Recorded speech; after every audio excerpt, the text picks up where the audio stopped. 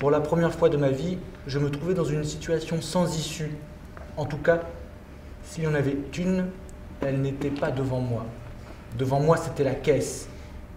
Et ses planches étaient solidement jointes. Je n'avais pas d'issue et il m'en fallait une. Je ne pouvais vivre sans issue. Toujours contre cette cloison de caisse, j'en serais crevée. Alors, je m'excuse, c'est très, mais je procède comme ça dans les processus de travail. Je vais vous faire apparaître quels sont les enjeux pour nous quand on est au plateau.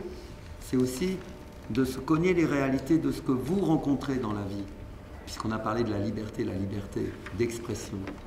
Tu vois, par exemple. Enfin, je veux dire, ça rentre tout le monde. Si tu entends le mot liberté aujourd'hui, là, vous êtes comme moi. On est proche de cette inquiétude qui est que c'est une vraie question, quoi, tu vois, qui est une question vivante. Donc, vous pourriez témoigner, chacun, chacune, du rapport d'interrogation qui est le vôtre à cette notion de la liberté aujourd'hui.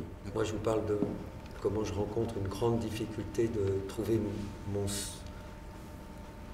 ma respiration dans un monde dans lequel c'est des grandes maisons d'art et de la culture, c'est des instances publiques qui sont censées toujours nous juger un peu, nous dire un petit peu quelle est, non pas la norme d'être artiste, mais si quand même un peu, ce qu'il faut que des artistes fassent, comment ils doivent le faire.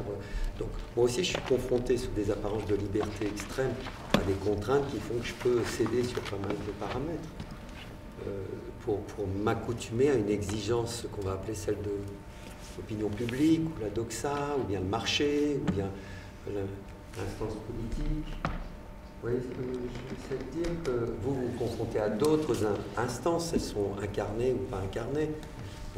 Vous éprouvez ça dans les métiers, je parle aussi sinon dans la vie sociale. On le ressent, non, cette processus de normalisation.